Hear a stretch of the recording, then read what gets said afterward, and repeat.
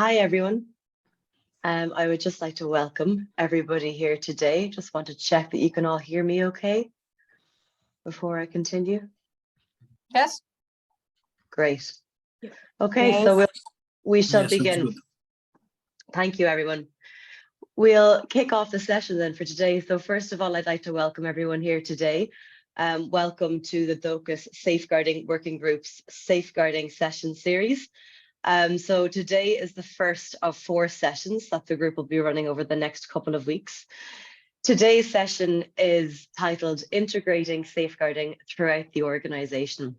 So we'll be here for the next couple of hours. We have 3 different speakers from 3 different organisations who will cover 3 different topics. So the first speaker, Margaret Rooney, who works with Trócaire, will cover the importance of good governance. So this session will cover topics such as the role of the board and senior management with regards to safeguarding, as well as systems for oversight and response to organisational safeguarding requirements. The second session, done by Mandy Yamanis from Goal, will be on why safeguarding in the supply chain. So this session will begin with an introduction to why safeguarding matters in the supply chain, and it will also give us an overview of integrating safeguarding in procedures, also Goal's supplier code of conduct, and their learnings on safeguarding in the supply chain. And then finally, session 3, we'll have Sara Barnes from Concern on a session called Let the Right Ones In. So safe hiring practices as an integral part of safeguarding, and the session will also discuss some practical measures to consider. So welcome everyone here today. I would encourage you to use the chat function. We're going to have each of our speakers speak for around 20 minutes each, and then after everyone has spoken, we will then have our Q&A session. So all questions after the presentations. Just to let you know that this meeting is being recorded and will be circulated as well afterwards. So before we begin, we will just do a quick survey. So kind of a who's in the room survey. So I think Morgan now is going to start the polls for this. It's a Zoom poll. So you'll see it pop up there. You can see what type of organization do you work with. We'll just give everyone a few minutes to fill this out.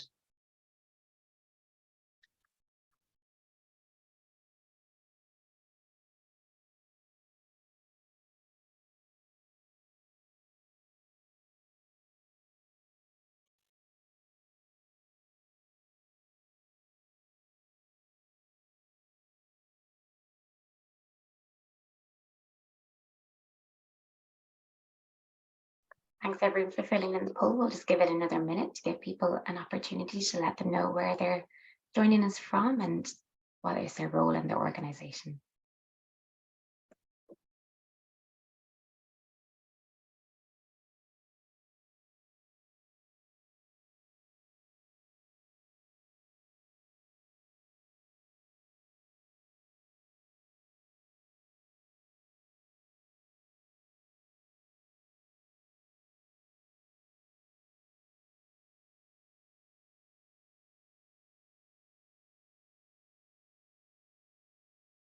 So great to see the results there coming through. I think they're popping up on the screen for everyone.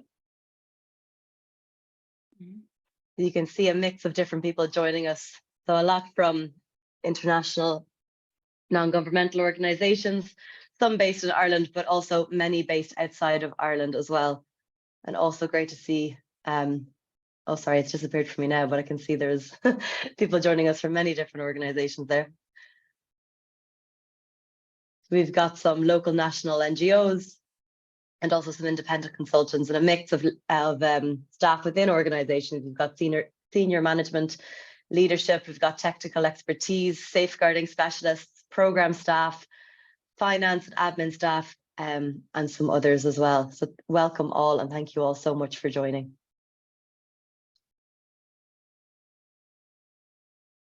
So without further ado, I think we will proceed to our first speaker. So I would like to introduce our first speaker for today, Margaret Rooney.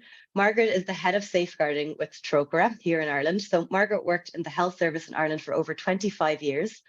For 12 years, she specialised in senior management of services for children and adults with disabilities. Her roles included safeguarding designated person responsibilities. Margaret joined Trócaire in 2011 and has been the head of safeguarding since 2016, guiding organisational safeguarding standards and implementation. Margaret works directly with Trócaire country teams and partner organisations to strengthen safeguarding approaches. She is the current chair of the Dóchas Safeguarding Working Group. So Margaret, I would like to hand over to you. Great. Thank you. Good morning, everybody, or good afternoon, depending on where you are in the world. So fantastic to see so many people joining us today. So really appreciate you all being here. I'm going to kick off by talking a little bit about governance, and I'm also going to talk a little bit about it. While some of my presentation will be based on the Irish context, I will ask you to also reflect on what that looks like within your own context as well. So yeah, we'll have a look at some of that as we talk through. So I'm going to start off by the registration requirements that charities have here in Ireland, but I'm also conscious that throughout the world, we all have registration requirements in country, whether that is registering as a company to work within your local country region, or whether you have specific requirements for charities. So it is really important that when we look at those registration requirements, that we think about what are our key responsibilities, particularly as board members and as senior leaders within the organizations. So many of our registration requirements will specifically call out safeguarding, and some will maybe not, may not directly call out safeguarding, they will reference the importance of keeping people safe as we conduct our work and activities, and having good risk assessments and mitigating measures in place. So irrespective of what we might have in our countries, we all have specific registration requirements, and it is important that we recognise that. In Ireland, anybody working in the charity or NGO sector are governed by the charities regulator, and we sign up to registration requirements. The charity regulator in Ireland has developed 2 guidance documents for us, which are really helpful. Safeguarding guidance for charitable organisations working with vulnerable adults, and safeguarding guidance for organisations working with children. Again, I would ask you to reflect on what is available in your own country as well. But also the Irish guidance may be relevant for you to have a look at. The other thing that we often see when we're thinking about safeguarding is the recognition that our donors have a clear understanding of their responsibility to keep people safe as they downstream to us working in local country areas.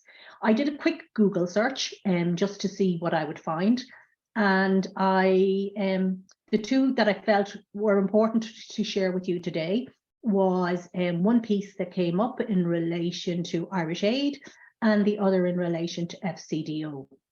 But also too, as leaders within our organisations, as people working directly on programmes, as members of finance teams, it's really important that we read the fine print of our grant agreements, and that we are very clear around our responsibility to keep people safe from abuse and exploitation, and of our donors' commitments to that, and of the donor requirements that we have in relation to safeguarding. And so there are kind of 2 key main areas. The other one then that I would look at, for some reason I've stopped sharing, the other area then to consider is our legal requirements. So I've just put in a table there, the legal requirements within Ireland. In Ireland, we have very specific legislation in relation to children. I haven't come across anywhere where I find that a country does not have child protection legislation in place. We also have, you can see there's criminal justice legislation, we have our Health Act, we have assisted decision making, and a new proposed bill in relation to adult safeguarding. But also too, I think no matter where we are in the world, we are very much signed up to the international standards. And our international standards are guided by the Universal Declaration of Human Rights and the UN Convention on the Rights of the Child, the UN Convention on Eliminating of All Forms of Discrimination Against Women, but also to the UN Secretary General's Bulletin in relation to special measures to prevent sexual exploitation and abuse.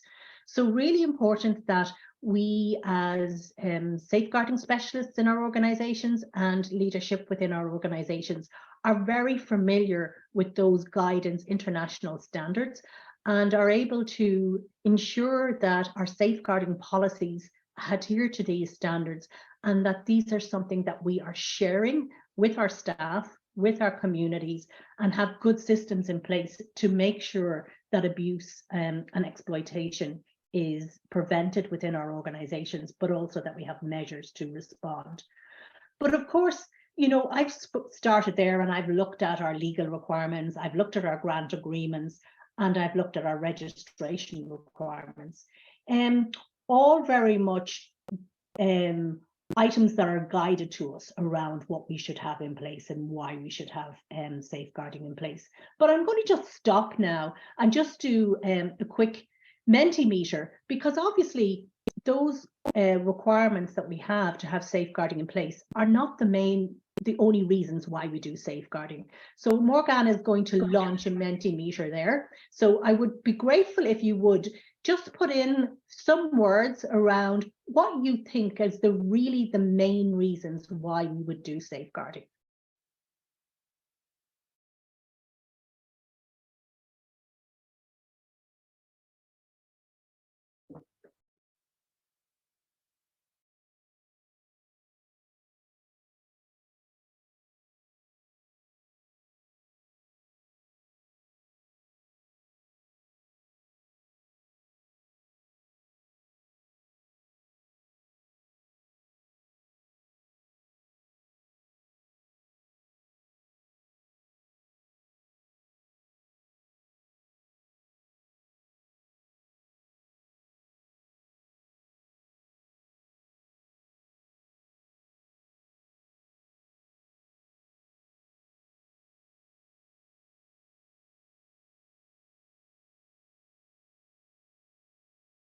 Wow, lots of great answers coming in here. Okay, so I'm going to stop there now because I can see that there's loads of great answers coming in there. So yeah, I think, you know, a lot of what you've put in speaks to our moral obligations, doesn't it? And, you know, I saw words in there like do no harm, keeping people safe, our responsibility to the people that we work with. So really, you know, safeguarding is something that comes from our duty of care, our do no harm principles, and it's something that guides us in how we work. We are all providing different kinds of supports, different kinds of services, and we do that because we want to respond to things that are happening to people around the world. And of course, we want to make sure when we're doing that, that we are not adding further harm to people. And that's the main reason why we do safeguarding. But it's great to see that those ethical and moral obligations are backed up by strong legislation, by strong registration requirements, and by strong donor requirements. But thinking of the foundation, and the foundation is our moral obligations. And so because of that, leaders in Ireland came together in 2019 and they developed a safeguarding code. And it was very interesting to see that the safeguarding code was around a commitment to lead a culture of safeguarding in Irish humanitarian and development sector. And you can see that the principles here are really critical. So it's about us taking our personal responsibility and making sure that we as individuals lead by example, and that we take responsibility for making sure that people are safe. Making sure that we run all our supports with a commitment of do no harm, that we're inclusive in how we have people in our workplace and people that we provide supports to, identifying power and privilege, listening, response and survivor-centered. And I know there's something later on next week around survivor-centered, and making sure that everybody within our organization really responds to the principle that safeguarding is everybody's responsibility. So they're kind of some of the main reasons as to why we do safeguarding. So what does that look like? Well, you can't do safeguarding on your own. No one person can take the responsibility for safeguarding. Safeguarding is everybody's responsibility. And, you know, we need to maybe look at safeguarding as, if we start by looking at as if we say we want to do no harm, that we have a moral obligation and that we have all the commitments that we have signed up to, then we need to look and see, well, what is the risk of us breaching that, and how can we prevent that risk from occurring? So in Trócaire, we use this model called a 3-line of defense. And I think it's something that, you know, most organizations use. They might articulate it in a different way, but most organizations use this. So the 3-line of defense is, obviously our first line of defense is making sure that we have clear policies and procedures in place, and that everybody knows those policies and procedures, that we communicate to our staff, we communicate to communities, and that everything we do, we make sure that we look at it with a safeguarding lens. So that's the first line of defense.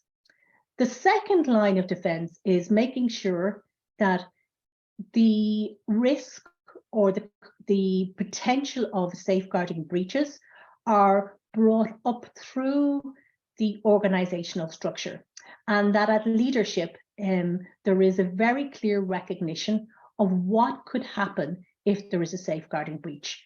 And obviously, most importantly, that people are harmed would be the biggest risk that we would have. We do not want to be causing harm to people. And obviously the second risk could be around your reputational damage, loss of function. So you need to have an oversight at management level of what is happening in relation to your safeguarding, and be clear that there are proper approaches in place. And that's moving up to senior management and then having board oversight in relation to your safeguarding. Of course, that's great having all of your internal controls, and you may have an internal audit function, or you may have an audit function where you're able to monitor and review your safeguarding on an annual basis. But also to what is really helpful is to think about what would that external oversight look like.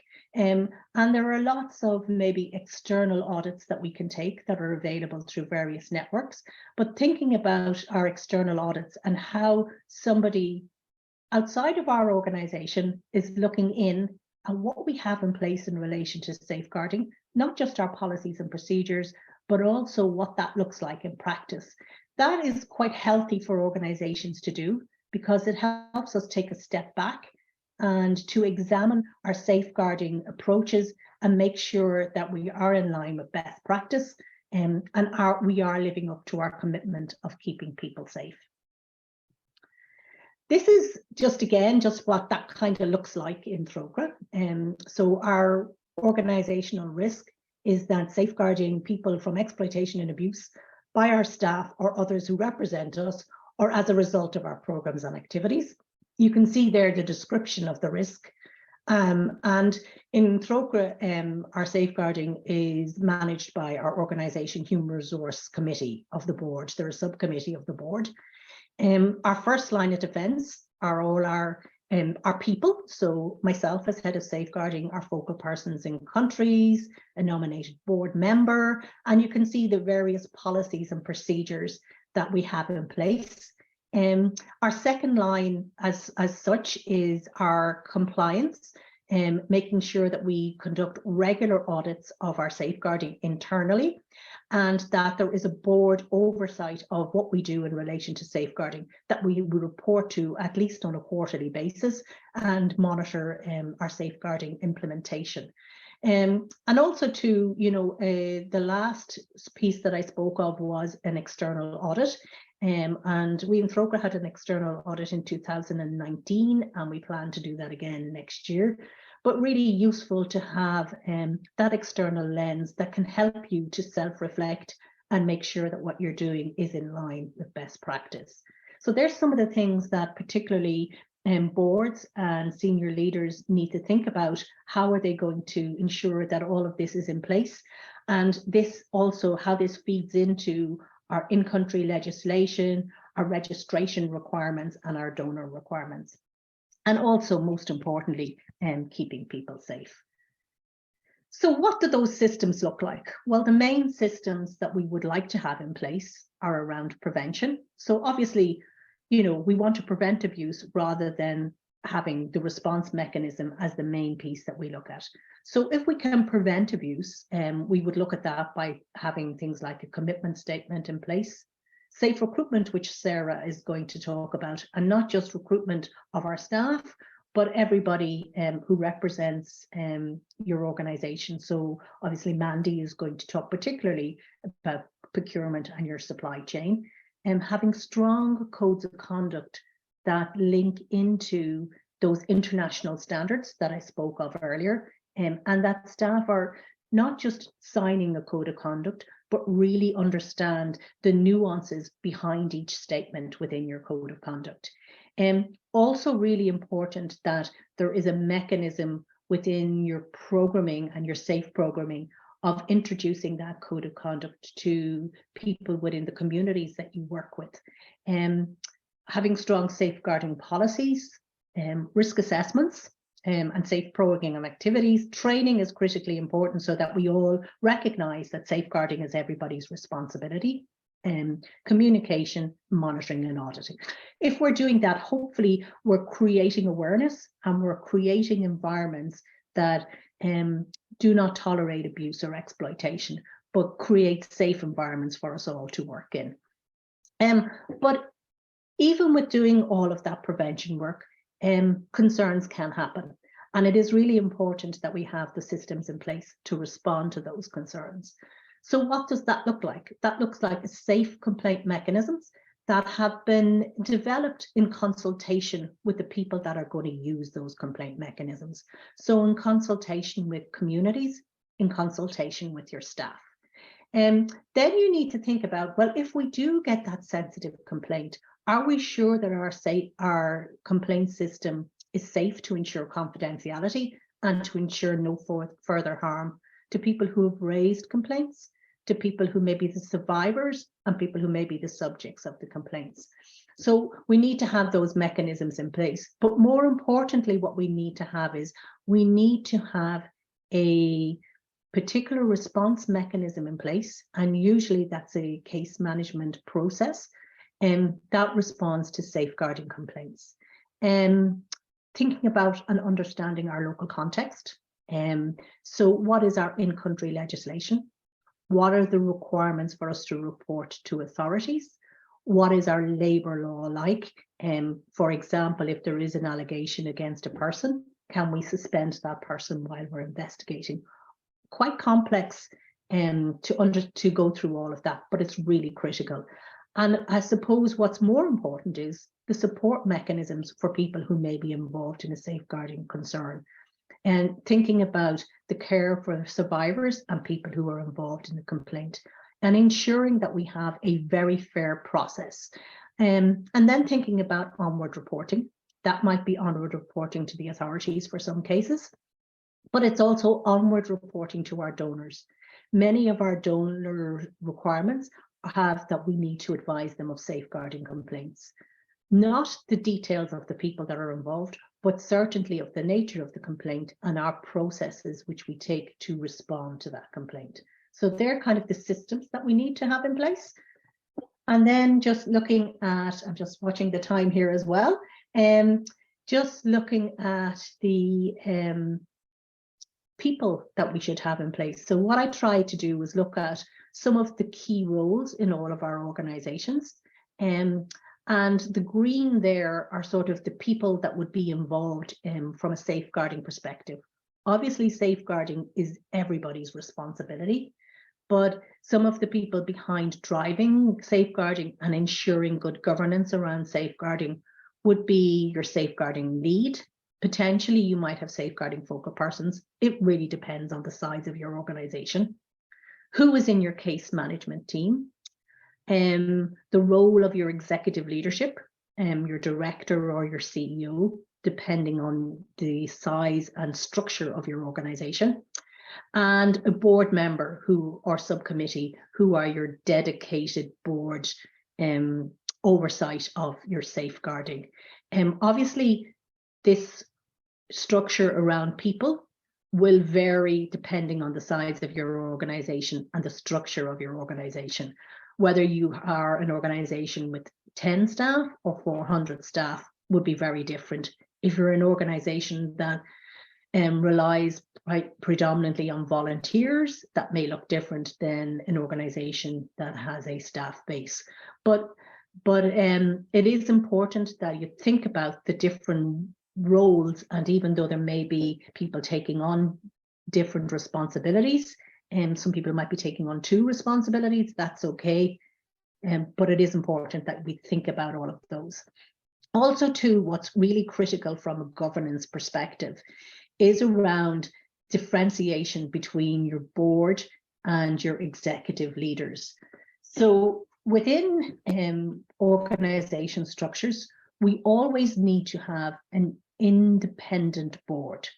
And that's critically important, because when we talk about safeguarding complaints and concerns, and we think about the definition of safeguarding, and that the potential that we can use our power to abuse or exploit others, we have to be open to the fact that we could have safeguarding concerns in relation to our board members or in relation to our directors. So we need to make sure that our systems can respond to a complaint about anybody within our organization.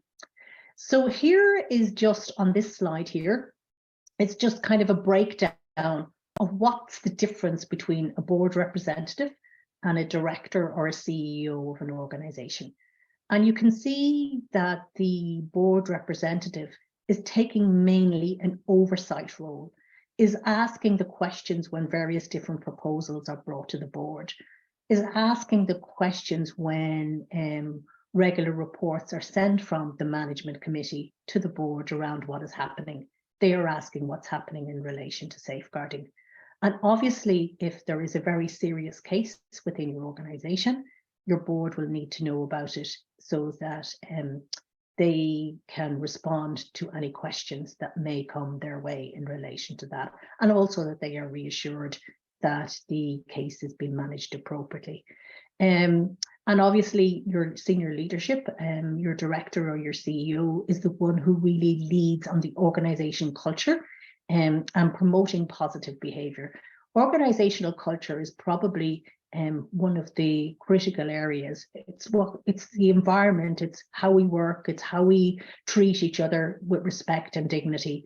And your leadership needs to lead by example in relation to that.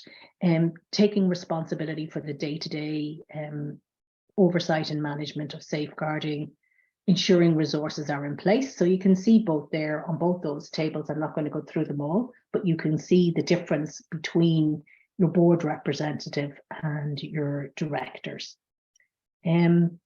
So the other thing to think about then from a management perspective and leadership perspective is the management of safeguarding concerns.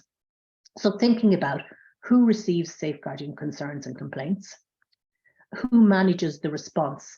So you might have, I'll just give you for an example for Trócaire, the person who can receive the complaint is myself as head of safeguarding, our country director in country, or our head of portfolio who has oversight of a number of countries. And we form our case management team. Now, obviously, if the concern is in relation to any one of us, then we're not involved in that team. We advise our CEO and our head of international division that we've received those safeguarding complaints. So who are your senior management team that have the relevant expertise and the relevant training in relation to case management? There are lots of courses now available that can help guide us in that process. When we're looking at case management, it's about doing that initial assessment, and it's critical in deciding the next steps. So important that people are trained in doing that initial assessment, because if this is wrong, it can have serious consequences for the next steps. If it's the authorities are doing the investigation, if it's yourself that's doing an investigation, or if there are safety concerns when you do a risk assessment in relation to the people involved in the process. So understanding that is the role of the case management team. Understanding the survivor-centered approach and what that means, making sure that it's a fair process for particularly the subject of the complaint, the complainant if it isn't the survivor, and the survivor. Managing the data, and particularly thinking about GDPR and how are we keeping that data safe. Conducting risk assessments throughout our case management process. The referral pathways, who are we going to refer survivors to? Who are we going to refer anybody to who may want psychosocial support, who may want support for other aspects that may happen throughout a complaint? So sometimes having a context mapping done in advance is really helpful, because then you're not trying to figure all of this out when a case lands on our desk. Systems need to cater for complaints about anybody in the organisation, and we also need to think about our onward reporting.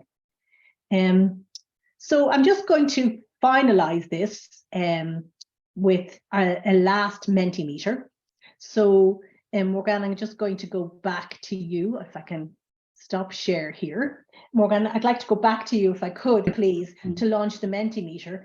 And one of the things that we think about is when we're thinking about a sensitive subject like safeguarding, we always think that, you know, because it's so confidential, we can't be transparent around safeguarding. So the Mentimeter question here now is, what does safeguarding transparency look like? And how can we, by being transparent, provide assurances to the communities that where we're working, to our own staff team, to our donors, to anybody else who may be looking on at us, that actually we have really good safeguarding processes and systems in place. So yeah, so what might transparency look at? Great, some great stuff coming in here. So clear guidance and procedures, communicate appropriately, publishing the policies, public awareness, great. So lots of fantastic stuff coming in here on the easily accessible, and talk and never stop talking. Yeah, sorry, I'm just not seeing the increased feedback, youth-friendly methods. Yeah, fantastic. So loads of stuff there in relation to transparency. And I think, Morgan, you can stop that one there. So thank you. So I think in relation to transparency, it's how can we be creative, and how can we think about that we can encourage others to know that we have strong systems in place. So yes, having really strong policies and procedures in place. So somebody mentioned they're publishing them. So yes, why don't we have a page on our website where we actually have our safeguarding commitment and our policies and procedures in place? And maybe even we have one on complaints as well. The other thing that we might think about from a transparency perspective is having clear visual messages. So posters that let us know who we can report to, who our safeguarding focal persons are, not just in our own offices, but also in our communities. Maybe if you have an annual report, putting a piece about your safeguarding in your annual report, While you cannot put details around complaints, you can put statistical numbers maybe in your annual report, just highlighting that you have managed concerns. But obviously, if that's going to inadvertently, if you've only managed one case and it does give information, then you have to be very careful. But sometimes you can put statistics in around transparency. And yeah, just being really open, obviously, if you have specific requirements for your donors, that you're making sure that you respond to those. But speaking about safeguarding constantly, speaking about your policies, speaking about the mechanisms that you have in place, very clear messaging coming from senior leadership within your organization. So for example, if you've got a commitment statement, you might have it signed by senior leadership within your organization. But where there are opportunities, that safeguarding message is spoken by everybody. So you can see that within this very short presentation, there is lots for us to think about from a governance perspective within our organizations in relation to safeguarding. I've only touched on it really today, but I hope that it just gives you some oversight or some thoughts to think about. And I'm just sharing my contact details there in case anybody would like to ask some questions in relation to safeguarding outside of this fora. And also to Trócaire's safeguarding page is there on our website, which you're free to look at as well. So thank you very much, everybody. I know we'll have some questions later on. Thank you so much, Margaret. And if anyone does have any questions for Margaret, I would encourage you to maybe just take a little note of them. You can throw them into the chat maybe later on, maybe not quite yet because they might get lost, but do take note of them and we'll come back to them after our next two speakers. So now I would like to introduce you to Mandy Yamanis. Mandy works with GOAL as the Global Safeguarding Advisor. She is a child protection specialist with over 17 years of experience and knowledge of child development, child protection, and international development programming. She worked with World Vision International in the Middle East and the Eastern Europe region. During the Syrian refugee and migrant response in 2016, Mandy worked for Save the Children International in Greece as the safeguarding advisor. Mandy then joined GOAL in 2018 and has developed the global safeguarding strategy, action plan, and minimum standards to drive the operational implementation and integration of safeguarding across GOAL's systems, procedures, and practices. So Mandy's topic today is on safeguarding in the supply chain. So I hand you over to Mandy now. Thank you so much, Emily. Just to make sure, can you all hear me? Yes, great. So thank you everyone for attending this session. My name is Mandy Yamanis and I'm the Safeguarding Advisor for GOAL. While Margaret gave a broad overview of safeguarding and what we really need to get the systems up and running and in place, I'm going to zoom in and talk about one specific area, and that is looking at safeguarding in supply chain. And we're going to talk today and ask, why does safeguarding matter in supply chain? How can we integrate safeguarding within our various manuals and procedures? And also, I'll share with you what GOAL has done. We've developed a supplier code of conduct, which took us on quite a fairly long, difficult journey. So I would like to share that with you. We will talk about the learnings that we had in developing this the supplier code of conduct, and then I will end the session. So before we do that, I would quickly like to talk about, share who we are.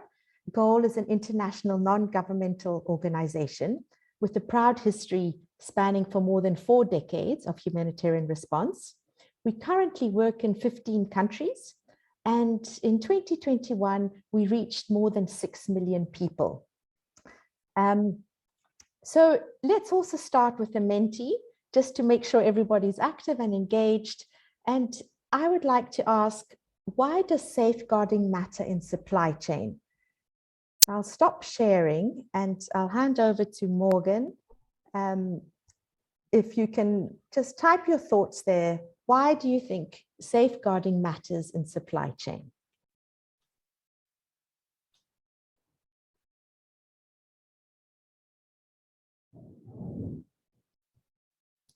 great. So we've got some points coming in. Consistent implementation of strategy across all channels. Nice. Because people are involved. Absolutely. Suppliers represent INGOs. Yes.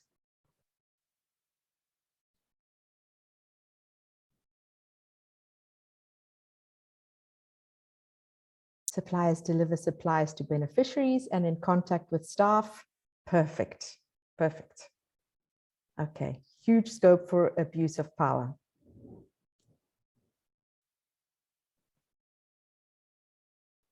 Great. Thank you. So we tend to consider safeguarding primarily in the light of how our staff and our partners interact with project participants or beneficiaries. We also tend to think about safeguarding. Let me just share my screen once more. Sorry.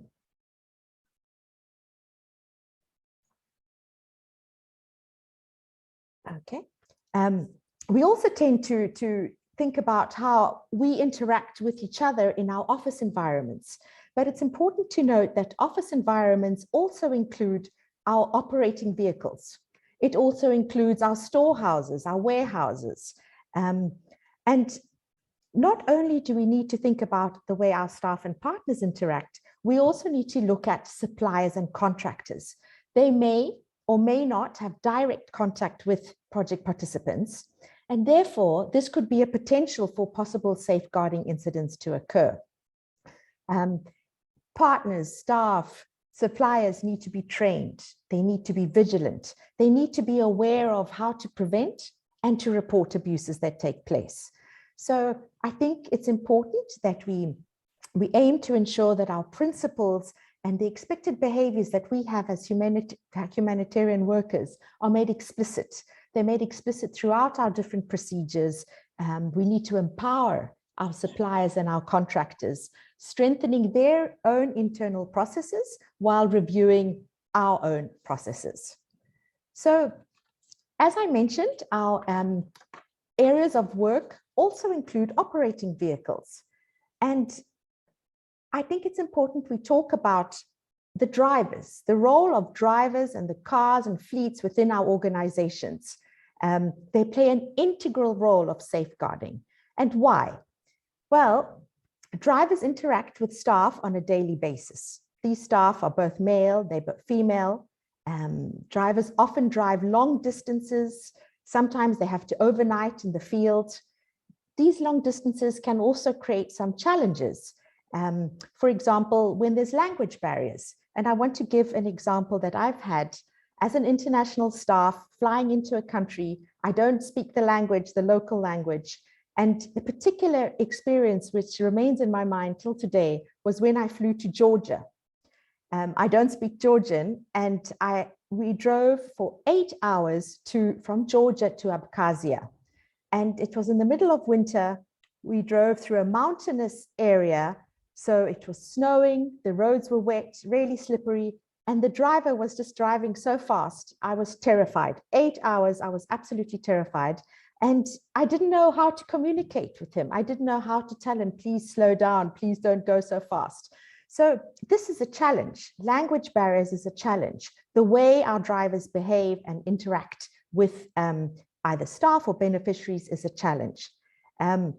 Our drivers also engage with project participants, be this children, be this adults, as they're driving back and forth to the field, carrying staff back and forth. And this in turn is a risk. Another aspect which a driver is really important is in high-risk countries such as Iraq, where staff are staying in a guest house or a compound, and they are unable to leave the compound on their own. They always have to be accompanied by a driver. This gives the driver a certain bit of knowledge, let's say, of personal information, as they know exactly where the staff is going, who is coming to the guest house, what time they are leaving. And we often say that drivers see and hear many things that other staff are not aware of. So for me, it's really important that we ensure our drivers are well aware of safeguarding procedures. And I shared this case study because I felt that I wanted to give an example of a true case. However, it's loosely based on real reports. I've changed, of course, details, and I've removed information for confidentiality purposes, but this is what really happens in our organization. So I wanted to share it with you. So this is a case where an allegation was made about a driver who was contracted to GOL. It was reported that the driver was verbally harassing a female staff, and he continuously made inappropriate comments about his sexual liaisons. On one occasion, when driving to the field, he placed his hand on her knee and asked her to sleep with him, boasting about his sexual conquests and mentioning that if she slept with him, he would surely satisfy her needs. So, 1 moment. Integrating safeguarding into our fleet manuals, into our driver's handbooks, was a necessity after we received this incident, but also having received other incidents. So what was the first steps that we took? Well, we updated our procedures, incorporating specific components of safeguarding for both GOL vehicles as well as our subcontractors. So in that case study that I shared with you earlier, that was a subcontractor, and subcontractors could include rent-a-cars. Many of our organizations rent cars. That means that they have drivers which are not GOL staff. They too need to understand what are the safeguarding principles and implications. When screening and interviewing subcontractors, we've embedded some safeguarding questions. And our aim here was to help us understand the values and attitudes of these subcontractors, ensuring that they uphold the same safeguarding principles that we do. We've also included specific safeguarding clauses in our contracts, so it's clear what we expect from our subcontractors when signing up with them. For our own staff and our drivers, we ensure that they sign our safeguarding policies. We've also embedded some key messages in the driver handbook, and messages such as staff are unable to transport anybody under the age of 18. So this is a standard in GOL, and unless youth, for example, are required to attend a specific training, a youth training or an activity, and then the logs manager has to consult with our safeguarding focal point in country.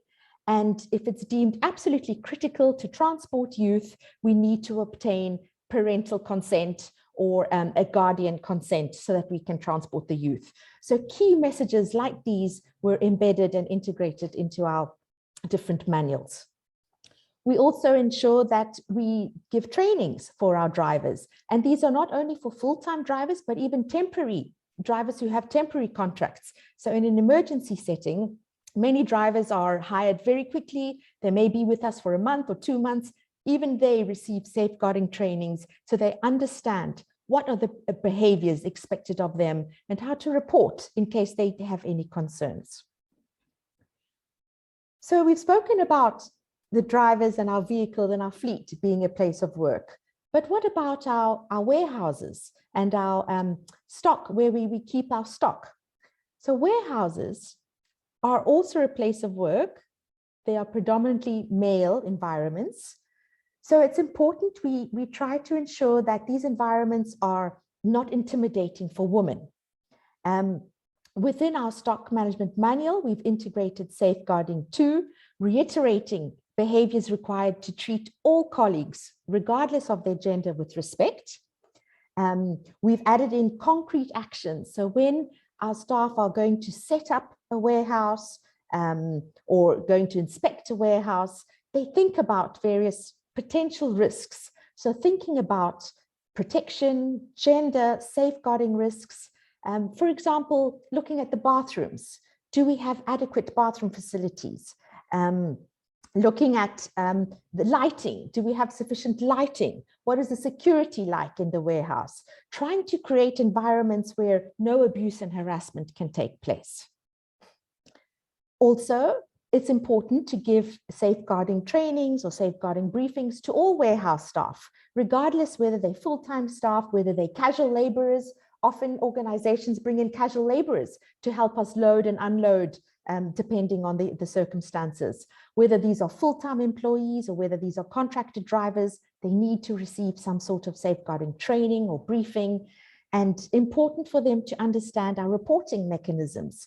So another thing which I would recommend for you to do is within your warehouses or in your storerooms, add posters showing your reporting mechanism, clearly outlining appropriate behaviors and how to report any safeguarding concerns that may arise. So we've spoken in large about the different areas of operation. And now I would like to talk about why GOAL developed a supplier code of conduct. And again, I would like to share a case study with you. Just to repeat that this is a real incident that came in. Of course, I've changed the details specifically for confidentiality purposes. But I do think that looking and hearing these examples helps us understand why safeguarding in supply chain is important. So for this particular case, it was reported that an individual subcontracted by GOAL to do construction work sexually assaulted a 16-year-old girl in the village. It was discovered that families in the village open up their homes for contractors to stay in. Oops, is there somebody could please mute? Okay. This appears to be a common practice in the area. The alleged perpetrator has been arrested as currently in police custody. So as you can see, realizing that also our suppliers, people who are engaging with communities, also run a risk of having safeguarding issues. So for that reason, GOAL coordinated with various departments in 2021, and together with our logs team, with our safeguarding team, with our compliance and our legal departments, we developed a supplier code of conduct. And our aim was to ensure that the principles and expected behaviors are made explicit throughout our procedures. And the supplier code of conduct, I'm going to refer to it as the code from here onwards. So this code outlines minimum expectations of a supplier in various areas, including integrity, ethics and conduct, conflict of interest. It looks at fraud prevention and management, safeguarding, which I've highlighted there in red. It looks at labor and human rights, environmental management, and much more, all in one specific document. So once we developed this supplier code of conduct, the code, we piloted it in Sierra Leone. And this was really important too. So if your organization is thinking to develop their own supplier code of conduct, pilot it with different countries. And the learning that you get really helps strengthen your code. So in Sierra Leone, they came back to us and they said that simply sharing the code with managers of supply companies and asking the managers to sign was not effective. They felt that they needed to do additional sensitization with suppliers themselves, with the actual people who are building that borehole or building your school or whatever particular project you're working on. So what they did in Sierra Leone was they gave safeguarding briefings to the suppliers, to the contractors directly engaged in the project. And these briefings were given in front of the community. So the community, as well as the suppliers, were well aware of the behaviors we expected from them. So once we learned from the pilot from Sierra Leone, we adapted the code slightly, and then we launched the code globally on a webinar. We also translated the code in various multiple languages, the main languages which GOAL works in. So I wanted to share this. These were some visuals or IEC materials, communication materials, which we developed to use as give briefs to suppliers. So as you can imagine, some suppliers are illiterate. We can't really give a PowerPoint presentation. So to support us and to be able to give this message across clearly and easily, we developed some visual aids. And these visual aids looked at the 5 types of abuse. They also included reporting mechanisms. So our staff could simply hold up these flyers, these flashcards, talk about the 5 types of abuse, the appropriate behaviors, inappropriate behaviors, as well as reporting mechanisms. So that's just some examples which your organization may think could find useful.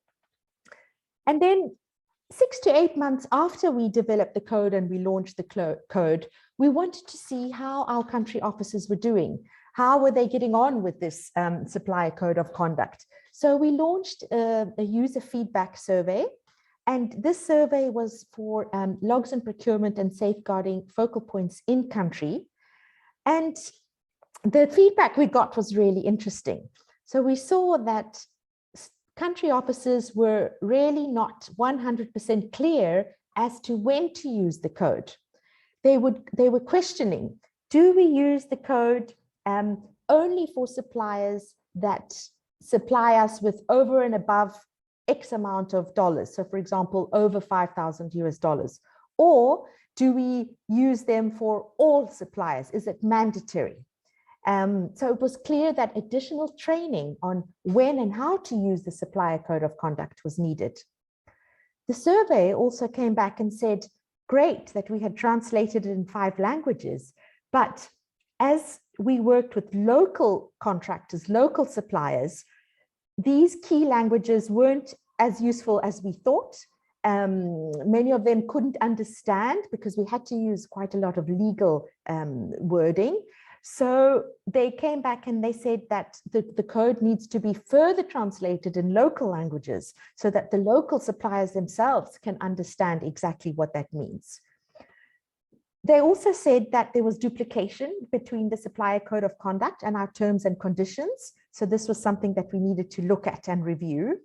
And the most important learning that came up from this survey was that should the suppliers use this for all suppliers which directly engage with beneficiaries, or should it only be used for those who are not engaged with beneficiaries? There was just confusion when and how to use the code.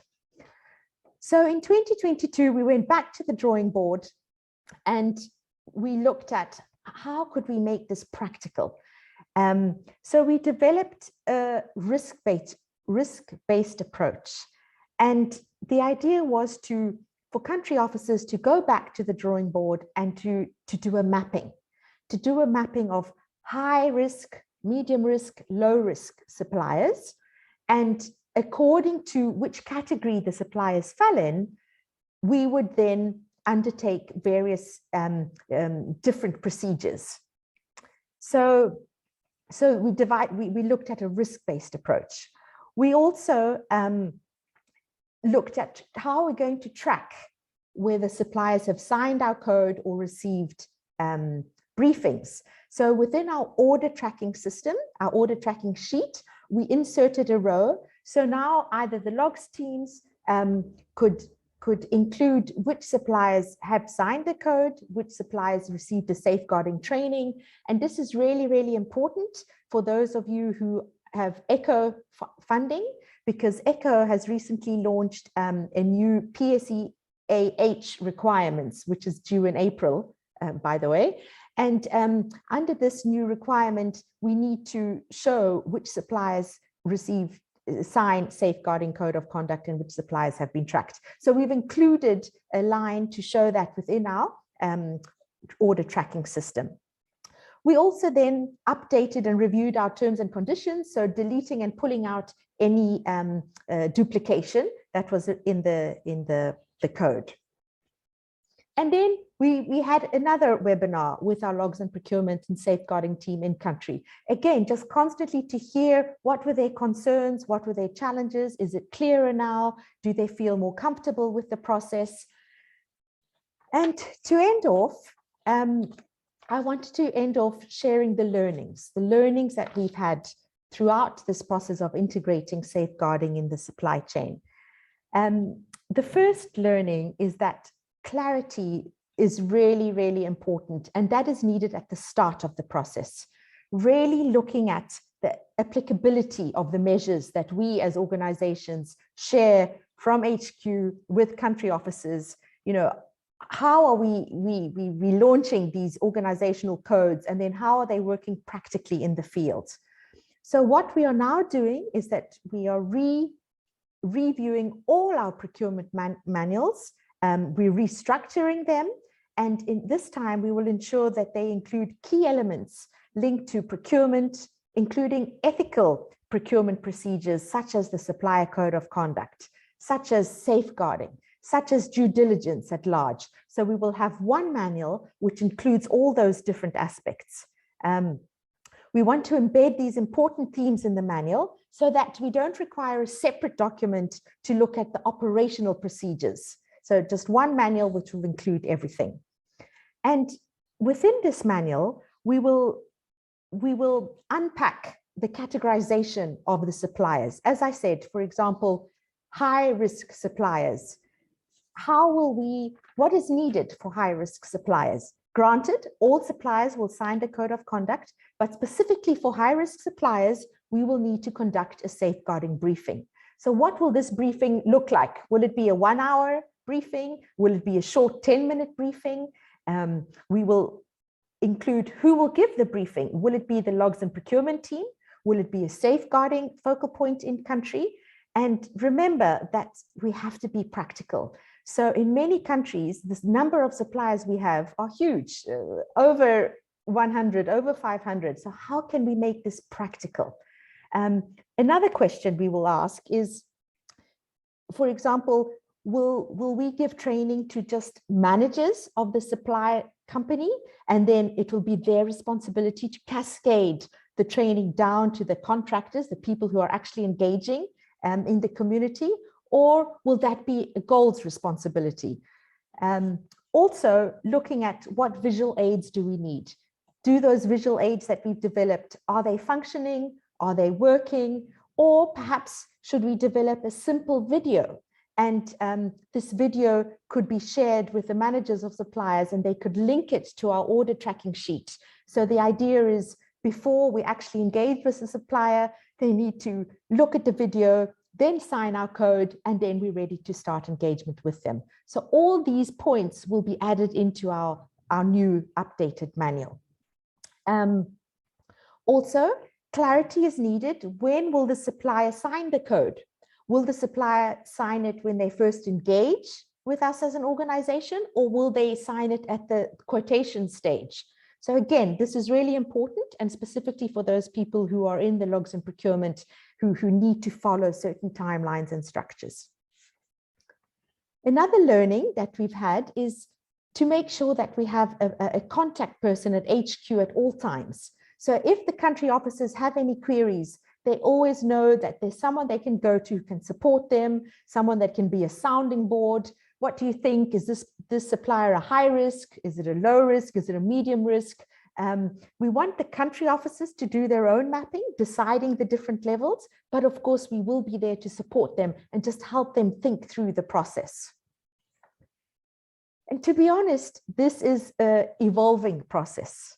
We are learning in GOAL. We are not quite there yet. We've got a long way to go, and we are learning while we are doing. So my request to you is, start somewhere. Start your journey to ensure safe suppliers, and it's a process. It won't take 1 year, it may take 2, but at least you can start getting your procedures, your manuals reviewed. You can start developing your own code if you think that's useful, and gradually work on and build on that process. And finally, my final words for you all is, when working with your logs and procurement team, have them look at this not just as a tick box exercise, okay, we've ticked the box, the supplier has signed the code of conduct. No, we want our logs and procurement team to also start thinking about possible risks. What risks could our suppliers have if they're high risk, engaging with communities or not? What could these risks look like, and what mitigation measures could we put in place to prevent these risks? So the message is, it's not merely a compliance activity, but understanding the risks is key. and realizing that safeguarding in supply chain really matters. So thank you very much for that. If you have any questions later on after this presentation, please feel free to contact me. Here are my contact details, and they will be shared with the larger team at the end of the conference. Thank you. Thank you so much, Mandy. Thank you so much for that very interesting presentation. I think there's a lot of food for thought there. We'll now move on to our third session. So our third session is around safe hiring practices. So I would like to introduce to you Sara Barnes, who is the Safeguarding Advisor with Concern Worldwide. Sara has a background in human resources within the homeless services in Ireland before moving into the humanitarian aid sector in 2016 and then to safeguarding in 2018. So Sara, I'd like to hand over to you. Thank you, Emily. And thanks, Margaret and Mandy, really interesting presentations. So thanks very much. So as Emily was saying, I'm the Safeguarding Advisor with Concern Worldwide, Sara Barnes. And thank you everybody for giving your time now to join us. So just to mention that safeguarding, it's a bit of a sensitive subject. And I always say whenever we talk about it, just to flag that with people, if we're talking about things, not to assume that people may not have been affected by it. So just look after yourselves. If any of this is upsetting, just, feel free to take a minute out, but just to be mindful of that. So safe hiring practices and stitching safeguarding into the employment cycle is an important pillar in the safeguarding framework. And so I'd like to discuss why it's important and how organisations are and can make sure that the shields are up, that you're safeguarding and letting the right ones in. So exploring safe hiring practices. So what is safeguarding? I know most people on the call probably have this already, but just in Concern, we use the definition from the Core Humanitarian Standard, which was revised in 2020. So it's the responsibility of organisations to make sure their staff, operations and programmes do no harm to children and adults at risk, nor expose them to abuse or exploitation. So it covers physical, emotional and sexual harassment, exploitation and abuse by staff and associated personnel. So I found that particularly interesting to hear about the supply chain because they are associated personnel that can be doing work on behalf of our organisations. So as well as safeguarding risks posed by programme design and implementation. So many organisations now also use this term to cover harm caused to staff in the workplace. And Concern would adapt that approach as well. So sexual harassment in the workplace, we would regard as a safeguarding matter because if somebody has got questionable boundaries with their colleagues, then can they be trusted to work safely with the people we are entrusted to assist? So there's a particular emphasis on staff behaviours. So with regard to safeguarding as extending to staff, not every organisation would regard sexual harassment in the workplace as being a safeguarding matter, but in Concern we do. And I think an increasing number of INGOs would as well. Okay, so power inequalities are at the root of safeguarding incidents. So where there are power differences, plus remote working or isolation, plus limited oversight in particularly stressful environments, these are the kinds of circumstances that safeguarding incidents can easily happen in. And it's the kind of environment that our organisations are working in as well. So abuse of this difference in power or even perceived power is what underpins a lot of what happens in safeguarding.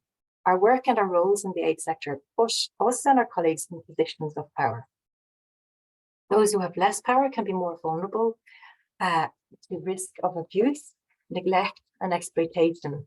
So by hiring people and giving access to the infrastructure and resources of our organisations, we give additional power to people, and these can be safeguarding risky situations, particularly in contexts that are heavily patriarchal, with poor gender balance in staff teams, and in remote locations where there might be limited management oversight.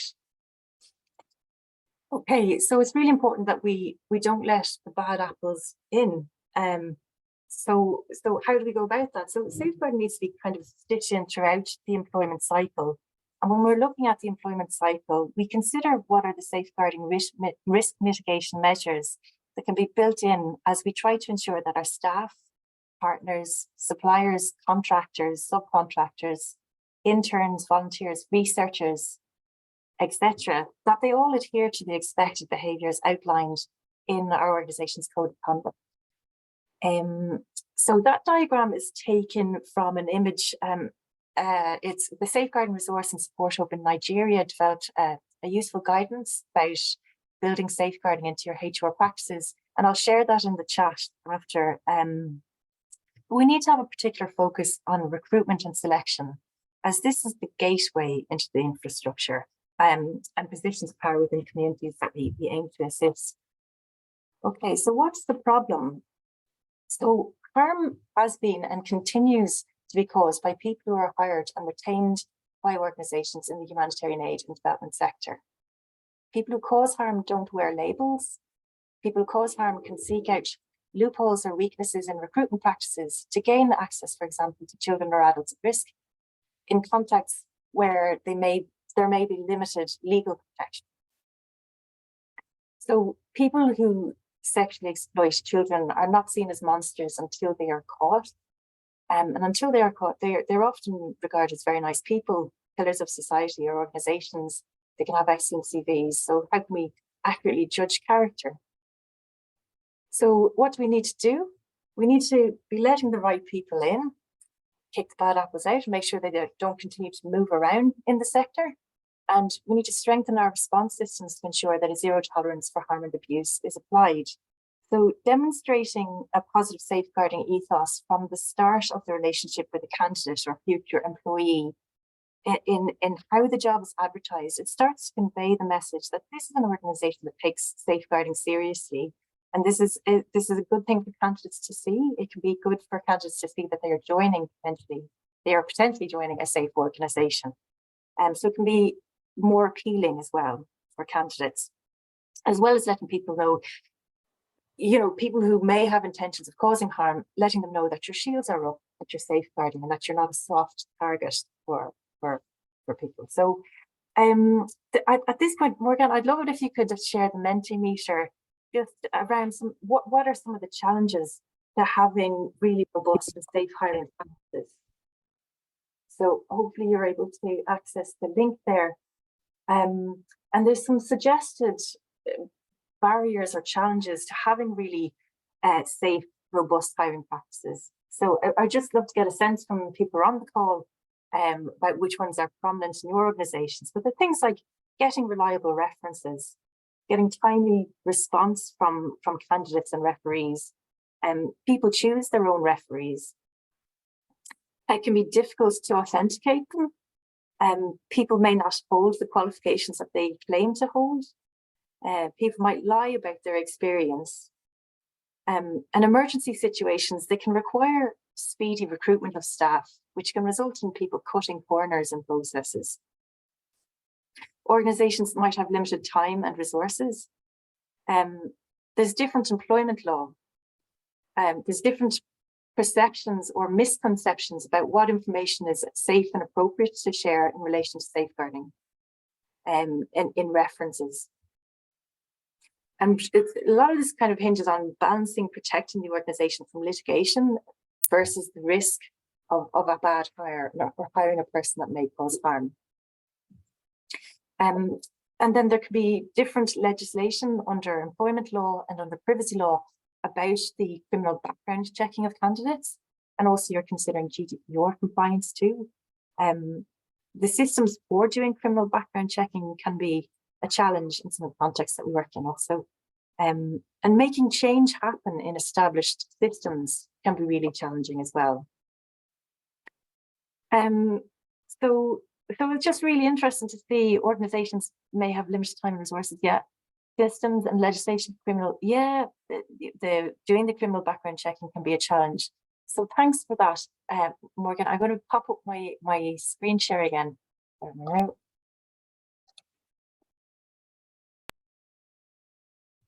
Okay, so I suppose within all of that, you have to kind of ask, well, what's the bigger risk? Doing really robust and safe hiring can be time consuming and have more work involved. There can be perception that this will deter good candidates from applying, creating too many barriers to hire people. It could be a challenge to find people with the suitable skill sets and experience required. But what's the bigger risk?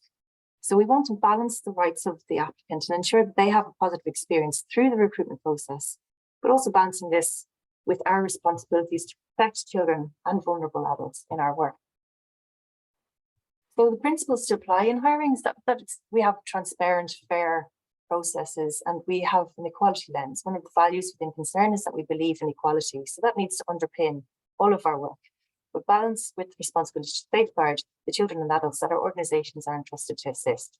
So our shields are up and we're safeguarding in our recruitment. So some of the kind of practical things that can be done. I mean, of course, the code of conduct and being very explicit about the expected and prohibited behaviours, that's kind of foundational for all of this. But sending clear messages about the commitment your organisation has to keeping children and adults safe. Be explicit about your organisation's position on safeguarding on website and how you advertise jobs.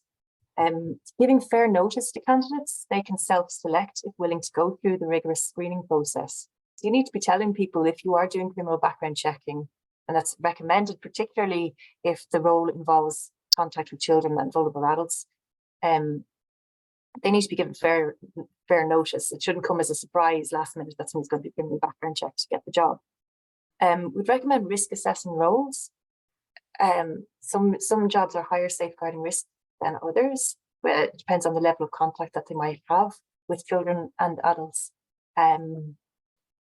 The criminal background checking, or at least the self-declaration of relevant previous criminal convictions, should be included in the recruitment process.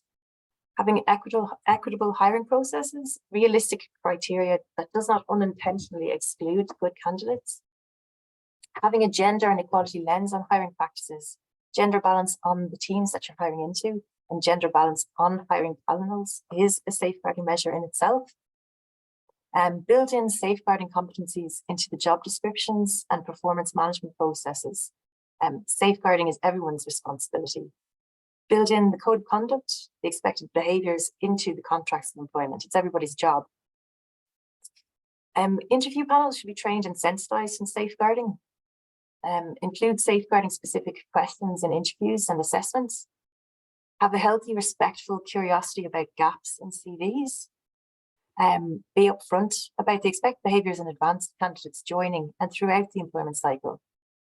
Looking for a minimum of 2, but ideally 3 references from the most recent employers verified for authenticity and qualifications checked for authenticity. We'd recommend that ID is checked throughout the different steps of the hiring process. They are who they say they are throughout. And having fair procedures apply if candidate screening process indicates concerning past behaviours, attitudes or values. So if you do get something that comes up in a criminal background checking, what is your fair process? And bearing in mind that fairness, transparency, equality has to underpin, and people should have the right to a second chance as well, you know. So what are your systems if something comes up? Manage probation periods carefully. It's the final stage of the hiring process where a candidate has opportunity to demonstrate their respect for colleagues and attitudes towards the people that we aim to assist. Collaborate with other INGOs. Consider the likes of the Interagency Misconduct Disclosure Scheme, for example, which I cover next, and having consistent procedures for all offices. So the criminal background checking, how to go about it. So doing the criminal background checking needs to be legally compliant. So in Ireland, we have the National Vetting Bureau Act, which has clearly defined relevant activities. So for instance, in Concern, because we have staff who are working in active citizenship, who are working directly with children in schools, there's a legal requirement to do Garda vetting. So staff working in similar roles in programmatic contexts would be outside the scope of the Garda Vetting Bureau Act. So this is recognised as a gap and inconsistent from an equality perspective, that stringent criminal background checking would be required for staff working with children in Ireland, but what about in programmatic contexts? So through advocacy and listening and an openness to change, we were really glad to see that as of January 2022, aid workers can obtain a different form of criminal background checking from Garda Síochána, which is the Garda certificate. and I'll share the link to information about that in the chat. And I'm not getting into it, but all of this needs to be GDPR compliant as well. So linking in with your data protection officers around how to do all of that is recommended too. But of course, like, that only applies to people who have lived in Ireland. So what about the very diverse mobile workforces that a lot of our organisations have? So I know that this is not a terribly exciting slide, but it's just a link which I'll share in the chat again, that the UK government had done some research around different criminal record checking systems in the different countries throughout the world. And it's a good starting point to see what offices are there, what systems are in place.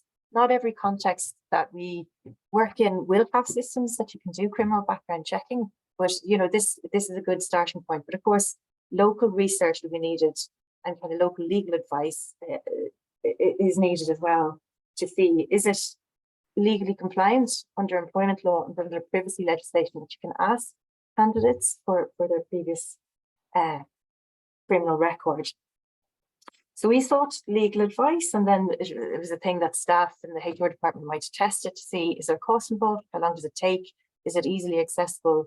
And all of this, you also have the self-declaration of previous criminal conviction that supports. So, you know, there's no system in the world that has a perfect criminal background checking system. But, you know, whatever is in place in the context, we will use. So, yeah, okay. So just to mention as well, Concern is not, just to be transparent about it, Concern is not joined up to this scheme. We don't speak about this from experience directly, but I just want to draw people's attention to the misconduct disclosure scheme. And again, I'll share the link in the chat. But it's a scheme that facilitates the sharing of misconduct data between employers. The scheme, it consists of two main commitments: a commitment to systematically check with previous employers about any SEAH issues, so sexual exploitation, abuse and harassment issues relating to potential new hires. It's a commitment to respond systematically to such checks from others, and it enables hiring organisation to get better references to make a well-informed decision.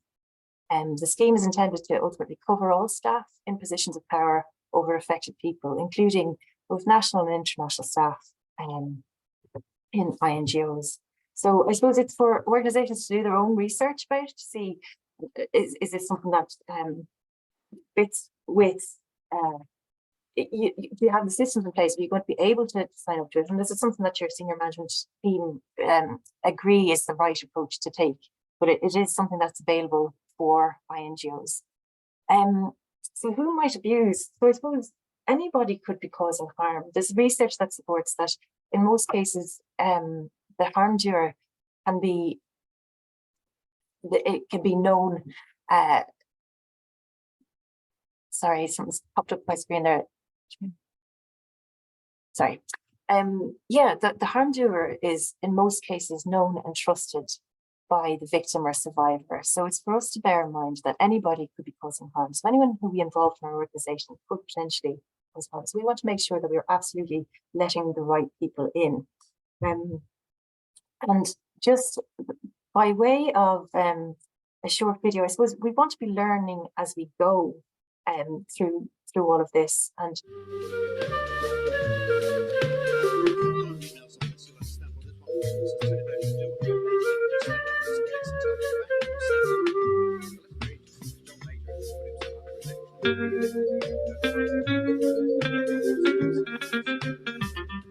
so what does this all mean for the industry and the growth of music online? Well, Guy Cuny is the editor of the technology website News Wireless. Hello, good morning to you. Good. I'll stop showing that there, but that's just to demonstrate. That was somebody who was interviewed accidentally live on BBC. And I suppose whenever things go wrong, and we're constantly learning and safeguarding from whenever things go wrong, is to look at, well, what could have been done to prevent that? I mean, that's just a kind of a silly little thing, you know, but just you're constantly learning. When things go wrong, what happened? How can you avoid that happening in the future? And I suppose there's no one piece of the jigsaw that makes for a perfectly robust and really strong system, but all of them together really strengthen the capacity of your organisation to make sure that you're hiring the right people who share the values, attitudes, and that can be trusted to deliver on our work with dignity and respect for the people that we aim to assist. So just to say, if anybody wanted to add any tips, suggestions or challenges that we could discuss now in the Q&A, please feel free to do so in the chat. And also if people wanted to stay in touch, if you have any questions about anything that was covered, feel free to get in touch. My email address is there. And then the safeguarding one is more for concerns, safeguarding reports to be made, but feel free to stay in touch. So thanks very much. And I think I'll hand over now to Emily. Thanks. Thank you so much, Sarah. So that concludes our 3 speakers. I would like to thank you very much for staying with us so far. Now we have time, a little bit of time for some Q&A. So what I would encourage you to do maybe is to raise your hand or to pop a question into the chat. There's been some questions put in so far. So we have 2 questions from Mandy, which I'll go to read out now, and I'll also put them into the chat, and I'll give Mandy some time to respond to them. So the first question is, what is your experience about NGOs' lack of power to influence suppliers, or where we may not impose our contracts, terms and conditions to suppliers? And the second question is, at HQ, in which department would this contact person sit? And I think this was in relation to a contact person for Mandy's presentation, when you were talking about a contact person for questions with safeguarding in the supply chain. Thank you, Emily, and to Irene. I think Irene gave that question. So, to be honest, I think not all NGOs have quite got there yet. Not all of us have firmly embedded safeguarding in supply chain. However, we are encouraged to start thinking about this and start working in this process. So my experience is if we don't encourage suppliers to adhere to our safeguarding standards, this will eventually become a problem. As you saw from the case study that I shared with you, suppliers too can cause safeguarding incidents. So we need to prevent this. And part of our prevention is to ensure that they either adhere to our contracts and conditions or develop their own contracts and conditions, which are of a minimum standard and aligned to ours. So that's the other option. If your organization doesn't have their own supplier code of conduct, then perhaps you could work with your suppliers and ask them to develop their own code, but it should align to your minimum standards. And as I said, this is work in progress. Not all NGOs are quite there yet, but it's something we have to think about. And it is becoming a donor requirement. So the ECHO, for example, if your organization is ECHO funded, then this is now a requirement.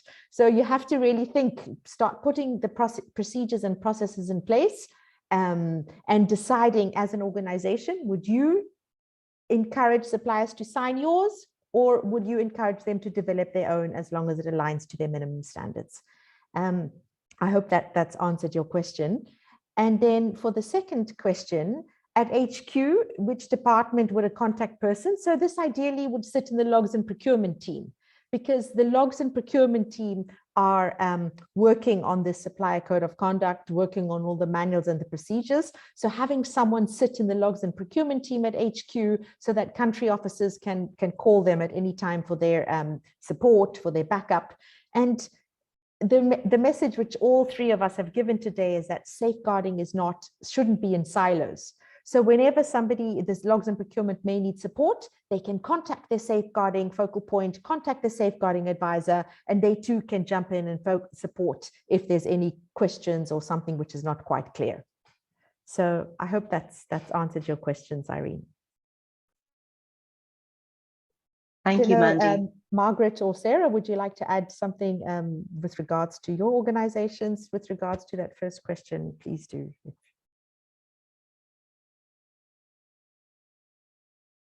I don't, Mandy. I was really looking forward to this presentation to learn from you. So yeah, thanks a million. Yeah. Yeah, I think you covered it, Mandy, in your session, but it's also to thinking about your suppliers and the work that they're doing. So some suppliers may be providing resources, they may be providing stationery, etc., up to suppliers who are directly in the field. So you need to have a tiered level. So as Mandy had said in her presentation, you know, if somebody is not directly in working in communities, but they are linked to your organization, they are still representing have a link to represent your organization. At a minimum, you would need to have a supplier code of conduct or a safeguarding summary that they would sign up to, right up to somebody who's working in the field, where you would need to think about training, potentially reference checks, etc. So having a tiered approach can be helpful rather than having a one size fits all. So that might be something to think about as well. And I know, Mandy, you did speak to that.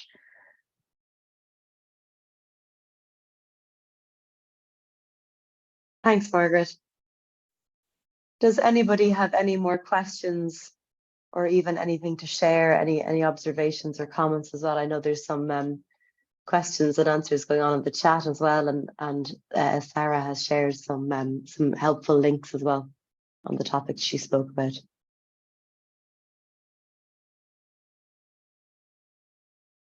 You can just unmute yourself and speak if you have a question.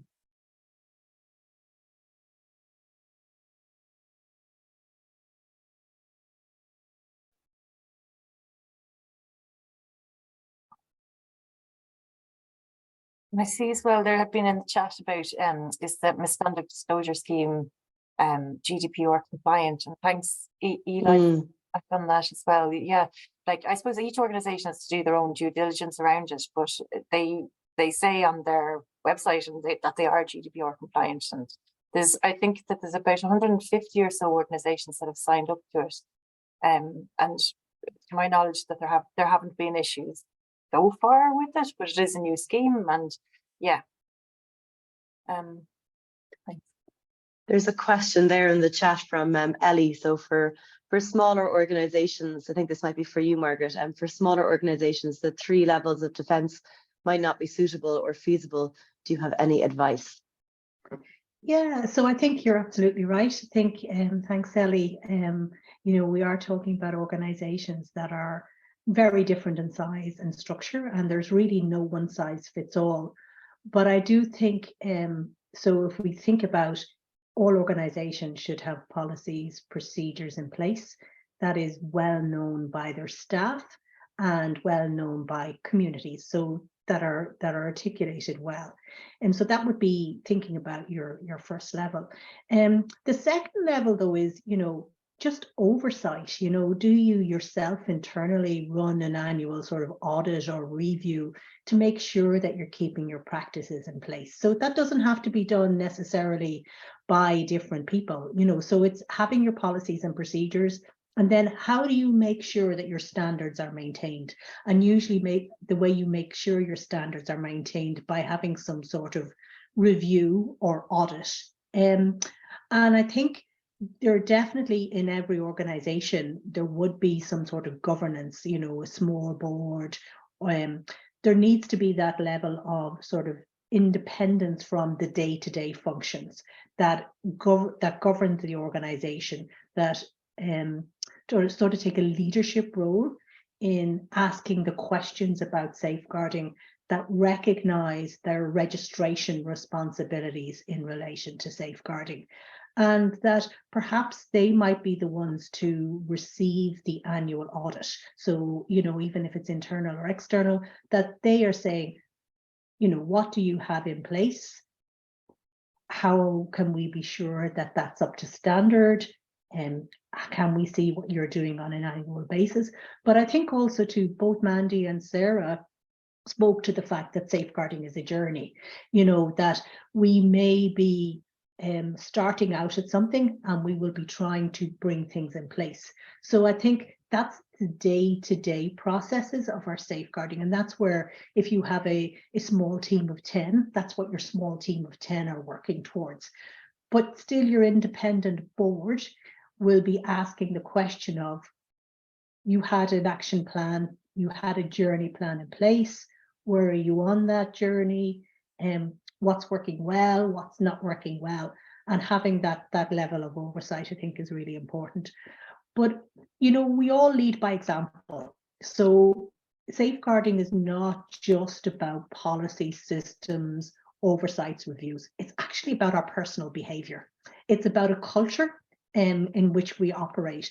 So, you know, our senior leadership on our boards are the ones who lead by example. So are they demonstrating respect and dignity?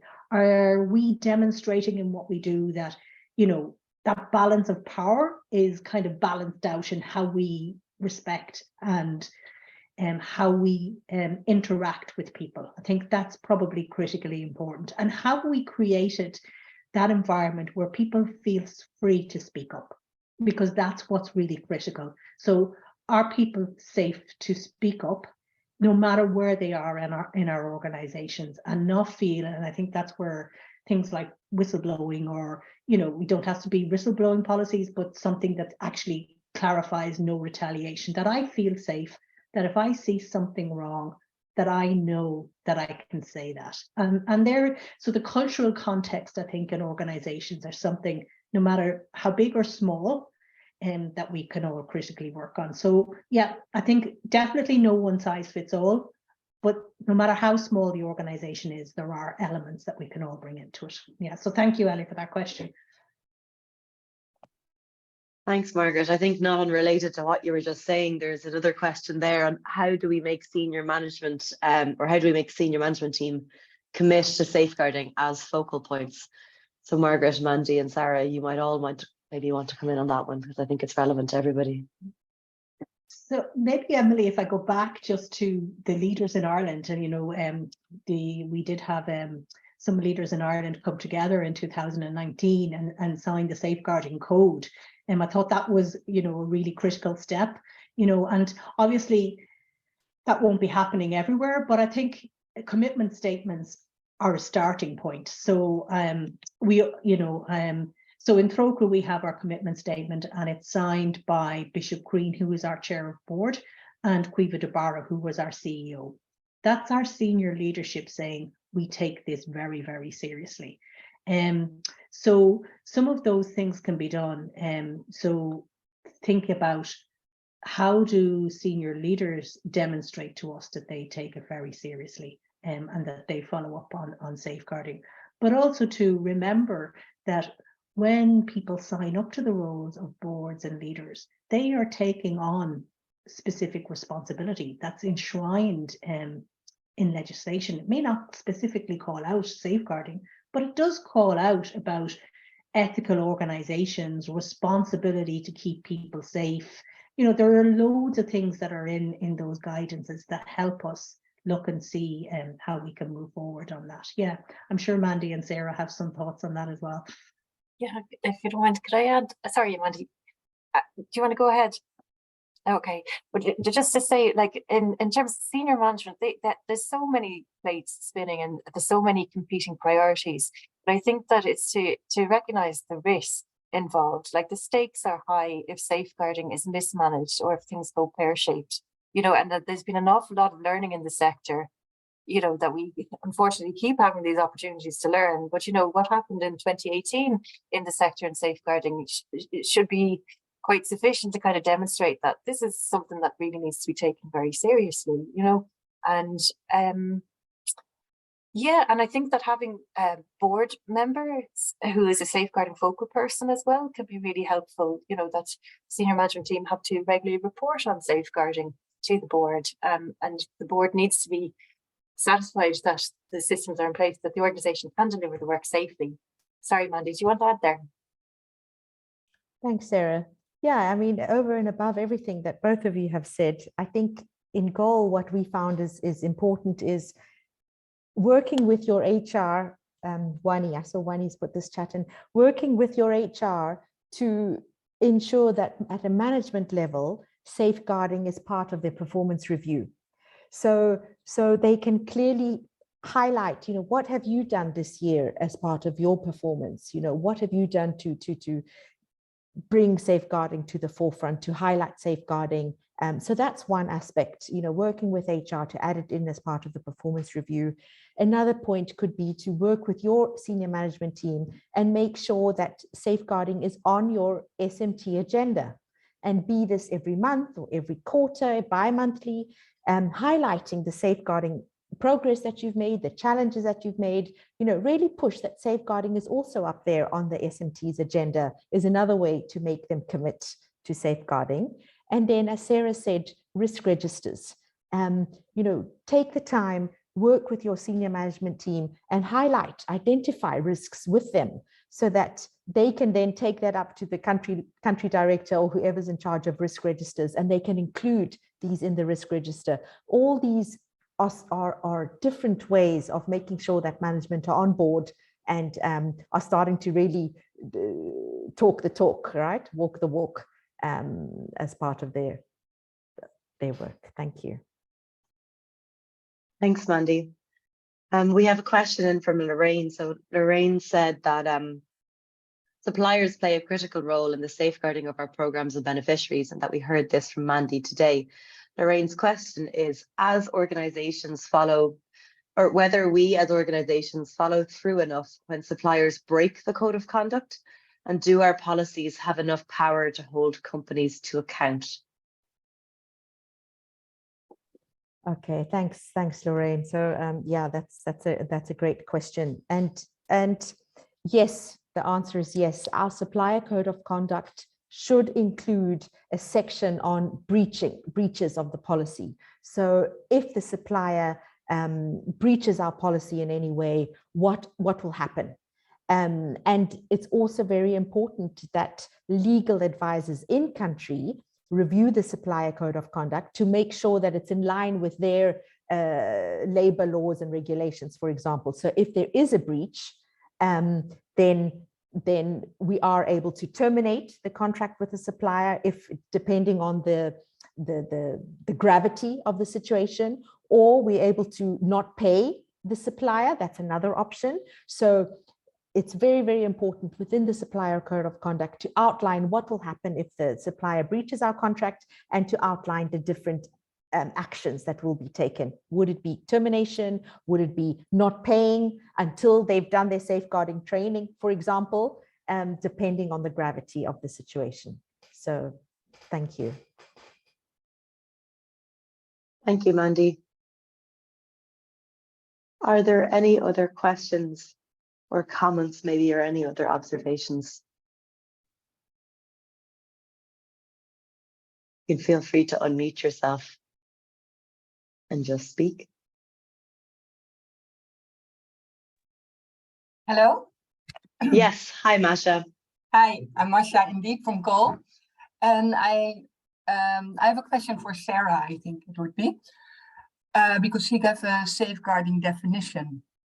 And I think, a definition sounds like something that is simple, but thinking safeguarding it isn't. And there is sometimes misunderstanding from colleagues what falls under safeguarding, what do we actually call safeguarding, and what we don't. And that definition made me a bit unsure about this, because when I think of safeguarding, I always say that it is to protect people against any sexual misconduct, whether that's exploitation, sexual harassment, and everything in between, so to say. But from the definition that you showed, Sarah, it looked also as if bullying, like non-sexual misconduct to people, would be could be part of the definition, or not. Yeah, so I think you're raising a really important point, and like there's an awful lot of focus in the sector on the prevention of sexual exploitation, abuse, and harassment. But when you think about it, like that's a pretty low bar to set. There's all sorts of different types of harm: physical, emotional, and financial, and so on. So like where people are abusing positions of power that the organization has kind of lent to an individual, if they're abusing that for whatever reason, be it sexual gratification or they're, where somebody is abusing a position of power, then it's a safeguarding matter, would be my view. So like so sometimes it can get grey. I'd agree with you, but in my view, there's definitely very clear HR procedures in place for bullying and harassment.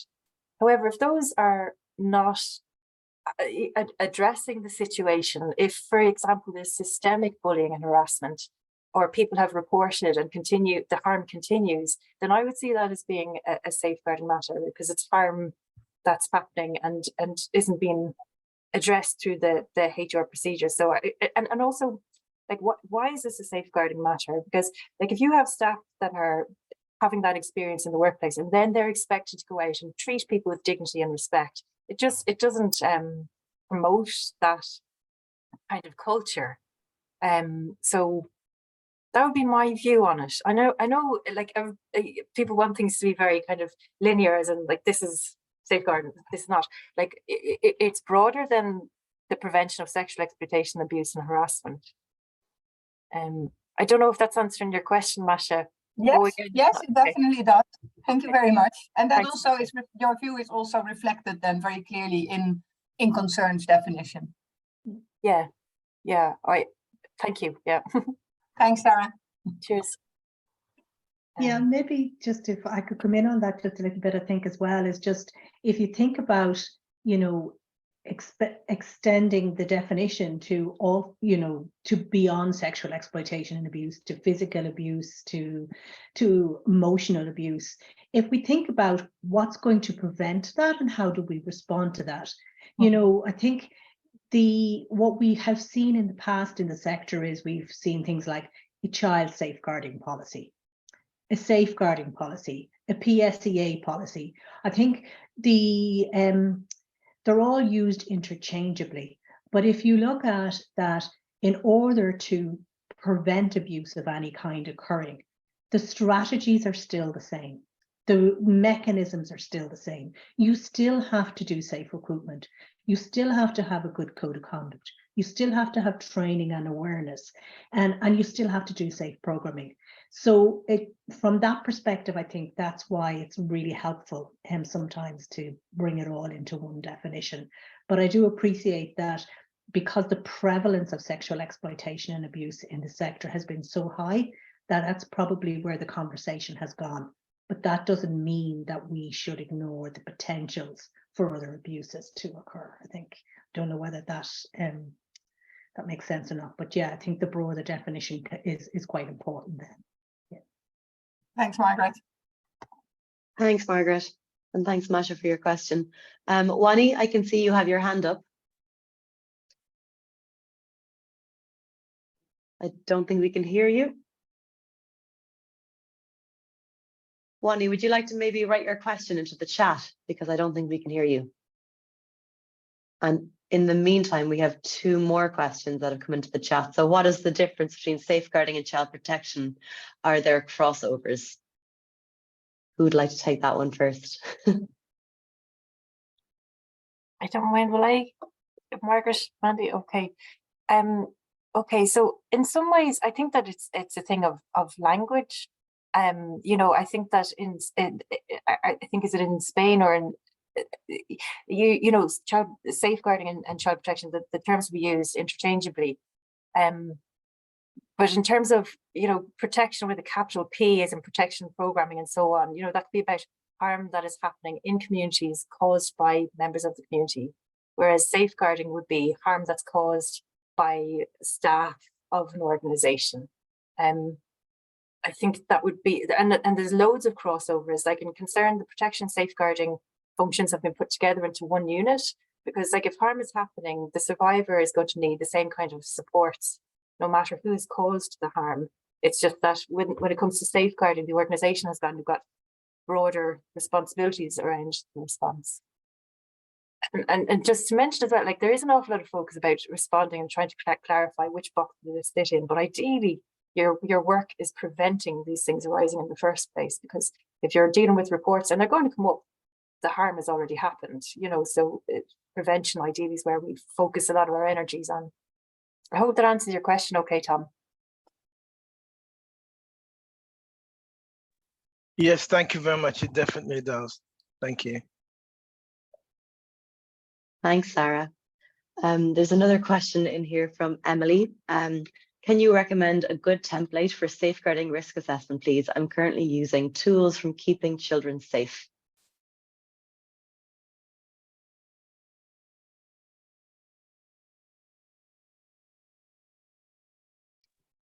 Yeah, I suppose that's always finding the template that works best for your organization can be hard, but there are lots of I think some of the other places that you might look is the Safeguarding Resource Hub, and they have some risk assessments as well, and Disaster Ready, I think. Again, I'll look up the links here now and put them in the chat for you. So there are some really good networks that are now available that are providing some resources. So I think Keeping Children Safe is one and is really good, but the Resource Hub and Disaster Ready are also some there. So Morgan has just put up the support hub there for you. Mandy and Sarah might know of others. Yeah, I'm just thinking as well, you know, the course that was developed by Open University, funded by FCDO, they had a module, and there was a part in it that had about risk assessment, and I'm nearly sure that they had a template that you could download from that. But it's a really good course to do anyway. I'm encouraging people to do that. I'll pop the link for it in the chat as well. Thanks.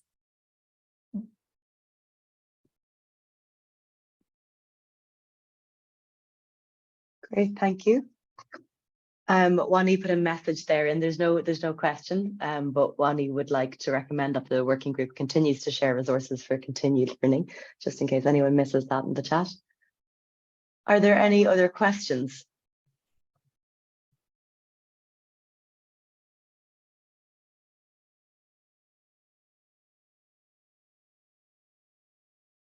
I think if there are no other questions, maybe we will wrap up. Just double checking. No, nothing else in the chat. So I would just like to thank you all once again for coming. I would like to thank our speakers, Margaret, Mandy, and Sara, and also Morgan as well, for doing everything behind the scenes. I'll ask you to keep an eye out for the recording. This will be circulated after the end of the webinar. And you'll also see some of the resources that have been shared in the chat. So I'd encourage you to make note of them. And also, if you could please complete, there will be a post-event evaluation as well circulated after the webinar. So I think that's everything. Morgan, if I've forgotten anything, you can let me know. And if not, I think we'll finish up there, and thank you all again for coming, and hopefully we'll see you at some of our next sessions. So please do sign up if you haven't already.